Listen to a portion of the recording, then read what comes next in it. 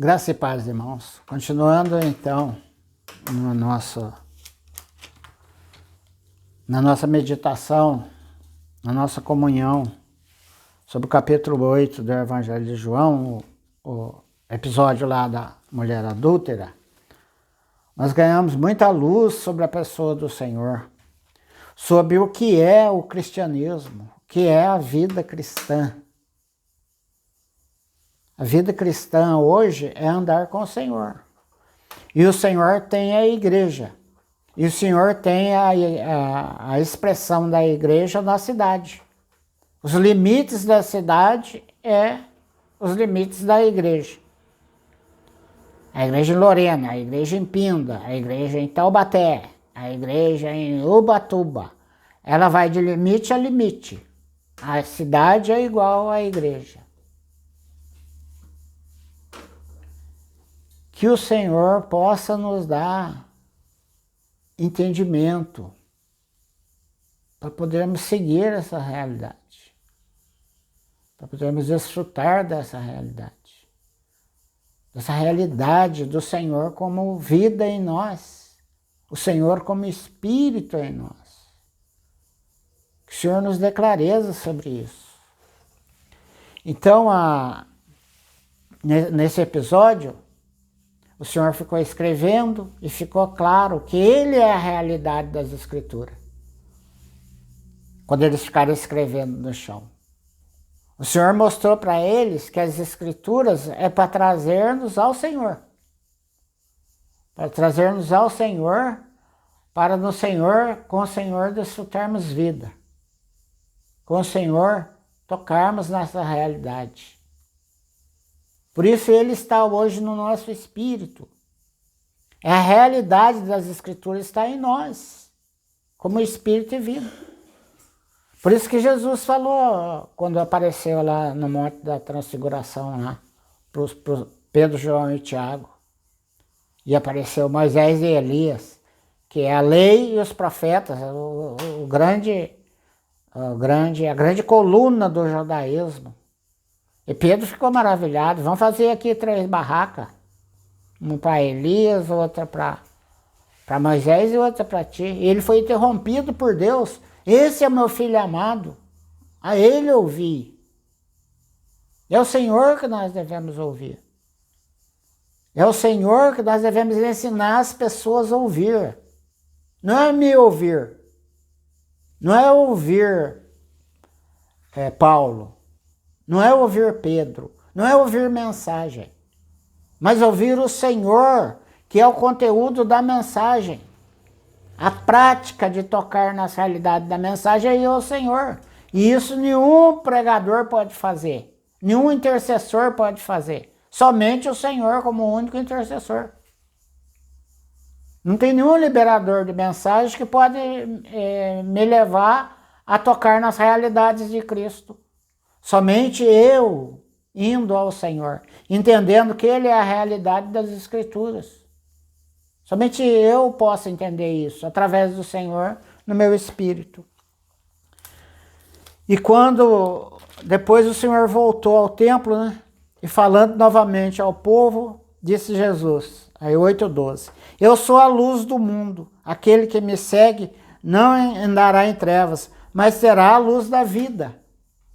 Não é uma questão de ler as Escrituras e desfrutar como vida. Não é isso. É ler as Escrituras e ir ao Senhor. Não é ler e usar como certo e errado, como manual de instrução. Não, é ir ao Senhor das Escrituras. Eu sei que Ele está no meu espírito. Eu não posso concordar com a minha indiferença diante dessa realidade. Eu preciso confessar ao Senhor que sou indiferente a isso. Então é ir ao Senhor para dele receber vida. Aí Jesus fala para eles assim. Os fariseus todavia lhe indagaram. Tu dá testemunho a respeito de ti mesmo, logo o teu testemunho não é válido. Respondeu Jesus, assegurando-lhes. Ainda que eu testifique de mim mesmo, o meu testemunho é verdadeiro. Pois sei de onde vim e para onde vou. Todavia vós não sabeis de onde venho e para onde vou. Vós julgais de acordo com a carne, eu a ninguém julgo. Eles usavam as escrituras e julgavam de acordo com a carne, com a interpretação deles. O que Moisés falou? A palavra de Moisés. Deus levantará um profeta semelhante a mim, a ele ouvi. O que Jesus falou? Na cadeira de Moisés se assentaram os escribas e fariseus. Eles se assentaram e interpretavam as escrituras. Eles dividiram a escritura em mais de 600 itens, mais de 400 itens. Mais de 400 acréscimo, que é a interpretação deles, que é o Torá, que era o que valia para eles. O que valia para eles era a interpretação dos escribas e dos fariseus. Jesus falou, eles estão assentados na cadeira de Moisés. A palavra de Moisés dizia o quê? Dizia que o Senhor levantaria um profeta semelhante a ele e eles deviam ouvir esse profeta. Quem é esse profeta? Esse profeta é Jesus. Não tem um subprofeta, um intermediário entre Jesus e nós. Ele é o Espírito e está em nós. É a ele nós devemos ouvir. Porque usar as escrituras sem o Espírito, sem tocar nessa realidade, sem ter o Senhor como o Espírito em nós, nós vamos fazer julgamentos carnais. Está igualmente escrito na vossa lei que o testemunho de duas pessoas é verdadeiro. Eu testemunho sobre mim mesmo, e o Pai que me enviou testemunha a meu favor. O Senhor, Deus não testemunha a favor dele? Esse é meu filho amado, a ele ouvi.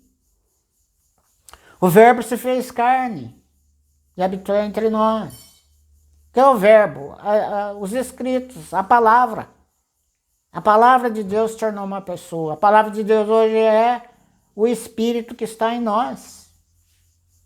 É o Senhor que nós seguimos. Nós seguimos o Senhor. Agora, tem os irmãos que estão à nossa frente, que são irmãos que têm ministérios maiores, mas eles não são superiores. Eles são só irmãos que o Senhor deu um ministério maior. Mas são sujeitos a falhas igual a nós mesmos. Por isso nós precisamos ter misericórdia. Por que Jesus disse que quem tiver misericórdia alcançará misericórdia? Não, essa misericórdia não é nem para o mundo, é para a nossa convivência no viver da igreja. Então hoje nós somos todos o quê? Somos servos. Somos servos. Todo mundo na igreja é servo. Pode ter um ministério maior que tiver, é servo. Lê em Colossenses, capítulo 1, versículo 24. Lembrando que eu estou utilizando a tradução King James atualizada. Agora me alegro do meu sofrimento. Não, antes eu vou ler em cima, 25. Se de fato permaneceis na fé, alicerçados e firmes, sem vos afastardes da esperança do evangelho que ouviste e que está sendo pregado a todas as pessoas, em todo o mundo, do qual Paulo me tornei ministro. Para pregar o evangelho, ele se tornou ministro. Ele é ministro para ministrar essa realidade, a economia de Deus.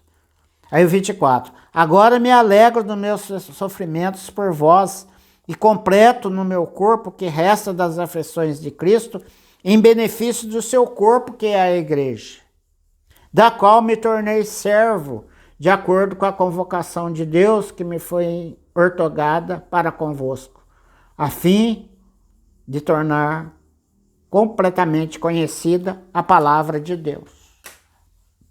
Ele era ministro para ministrar, mas para a igreja, que era o corpo de Cristo, ele era servo. Na igreja hoje só existem servos. Ele tinha função, ele tinha um ministério para entregar para a igreja, mas ele era servo. Apóstolo não é uma patente. Apóstolo é uma função. evangelista, tudo é uma função. Mestre é uma função, não é uma patente, não é uma posição de superioridade. A posição é de servo. E olha que ele era servo da igreja, que é o corpo de Cristo, servo dos servos. Que Jesus falou, quem quiser ser o maior, que seja o menor. Que sirva os demais. Essa é a função do apóstolo. Essa é a nossa função, de todos nós. Quem tem ministério maior ou menor, nossa função é servir os irmãos, é ser servo dos servos. A capacidade para viver essa realidade está no espírito da vida que está em nós. A realidade da Escritura é o espírito em nós. Isso é a economia de Deus. Só que essa vida não vai crescer em mim e me tornar maduro enquanto eu não negar a vida da alma. O que é negar a vida da alma? É eu confessar ao Senhor que eu não dou devido valor para isso. Que eu sou indiferente a essa grandiosidade. Que no meu íntimo eu não desfruto dessa realidade. Eu não tenho isso em grande conta.